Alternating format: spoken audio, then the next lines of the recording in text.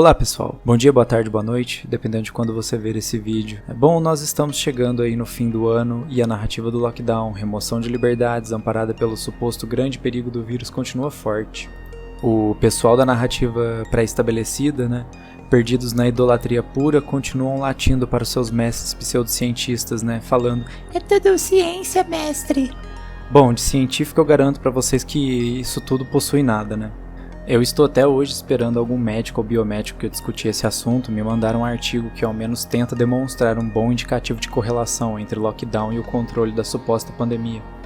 Mas nenhum nunca se manifesta, sempre mandam um gráfico com a setinha apontando para uma parte da reta onde o lockdown começa e falam que a subsequente queda é necessariamente por causa da pseudo-medida sanitária, que na verdade é responsável pela diminuição das capacidades gerais da população de se manter saudável, pois, de maneira resumida, existem 3 vias em que o seu corpo se mantém forte contra os constantes ataques de patógenos e corpos estranhos. Essas são a boa nutrição, o exercício físico e a interação normal com o seu ambiente. Notem como o lockdown ele suprime ou elimina essas 3 vias de várias maneiras, inclusive que eu já comentei nos documentários ou vídeos que fiz desde abril falando contra isso. Bom, mas eu não quero me estender muito nisso, então talvez eu faça um vídeo específico sobre como se manter saudável de verdade em meio de tudo que está acontecendo. Mas voltando ao ponto inicial, esse pessoal continua alegando embasamento científico e em momento algum eles demonstram o processo de encontrar bons indicativos de correlação, pelo menos, entre as medidas de lockdown, sendo que depois disso eles teriam que explicar como que essas medidas seriam positivamente superiores do que as consequências negativas gerais que o próprio lockdown traz. Aí uma pessoa que pratica ciência levaria todos esses elementos básicos em conta, mas não é o que nós vemos. Mas depois de tudo isso exposto, por que vocês acham que isso está acontecendo, Deixem nos comentários aí, por favor. Eu vou falar aqui agora o que eu acho, o que eu penso, uma das coisas que eu penso, Bom, nós víamos aí numa onda que tendia ao conservadorismo e uma liberdade econômica maior, eventualmente conseguindo o Brasil eleger elementos políticos discordantes do atual status quo estabelecido. Esse ideal de responsabilidade individual e liberdade de escolha sem o peso dos parasitas no lombo do gado é extremamente perigoso para o establishment, que, diga-se de passagem, é apenas o que compõe as cordas que nos manipulam, As mãos que articulam na obscuridade que mandam nos governos geralmente ficam escondidas.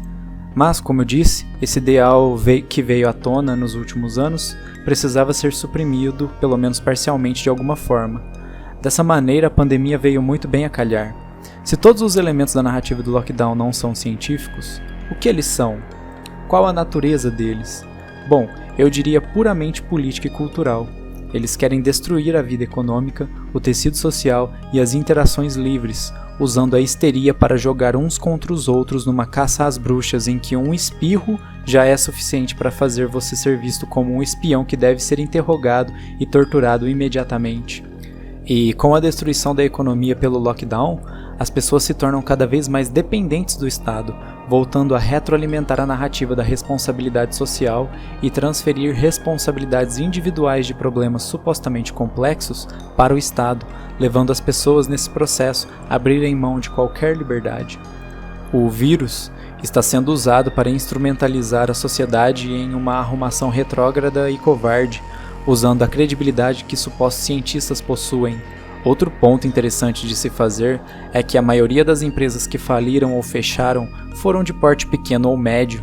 As grandes corporações tiveram o aval livre da máquina estatal para funcionar num eugenismo e clara demonstração de ódio ao pobre indivíduo comum, onde essas últimas não possuem o privilégio da infinita impressão monetária do Estado, não sendo resgatadas financeiramente como as grandes corporações. Esse elemento talvez seja uma maneira de destruir a estrutura cultural localista que pode ser gerada, pelo menos em parte, pelas interações mercadológicas. Agora, em maior número, as pessoas precisam se voltar a grandes empresas para sanar as suas necessidades. O vírus em questão é muito interessante, pois ele parece ligar e desligar de maneira conveniente da narrativa pré-estabelecida, onde o Estado de São Paulo, por exemplo, já declarou que vai adiar a reclassificação das medidas de combate à pandemia para o dia 30 de novembro, que é coincidentemente um dia após as eleições. Ressalto ainda que supostamente existe um aumento de casos, então por que essa reavaliação pode esperar agora? Contradição, pessoal, é o que não falta na posição dessas pessoas.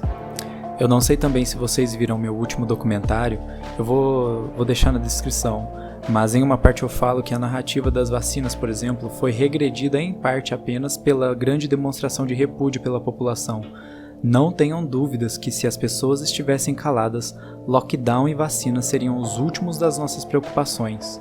Falo isso pois já existe a conversa em alguns países da Europa sobre um passaporte de vacina, para um patógeno que não é perigoso segundo o artigo do professor João Ioannidis, um dos maiores citados epidemiologistas do mundo, diferente do Ferguson e de outros pseudocientistas que conhecemos por aí. Existem lugares no mundo, a França por exemplo, que o cidadão é obrigado a preencher formulário ou pedir autorização para sair de casa. Tivemos inclusive algum desses exemplos no Brasil, com a PEC que visava a doação de sangue e plasma de maneira compulsória, a expropriação de propriedades no Piauí, e a discussão do deslocamento compulsório para instalações específicas em que você pode sair apenas depois de ser atestado negativo pelos testes na plataforma PCR, que possui uma taxa de falso positivo absurdamente elevada e que está causando grande comoção no mundo todo. Eu recomendo inclusive vocês pesquisarem sobre. Essa última pseudo-estratégia sanitária foi preconizada na Nova Zelândia. Parem de entregar suas liberdades a troco de uma suposta proteção. A ironia e a ridicularização nesse momento é uma boa arma para se demonstrar o absurdo da narrativa pré-estabelecida. Mas sempre que possível, argumentem contra ou compartilhem pessoas que falam contra essas loucuras. A Europa estava entrando em uma escravidão consentida por causa do medo. Eu pergunto a vocês, pessoal, nós vamos fazer o mesmo?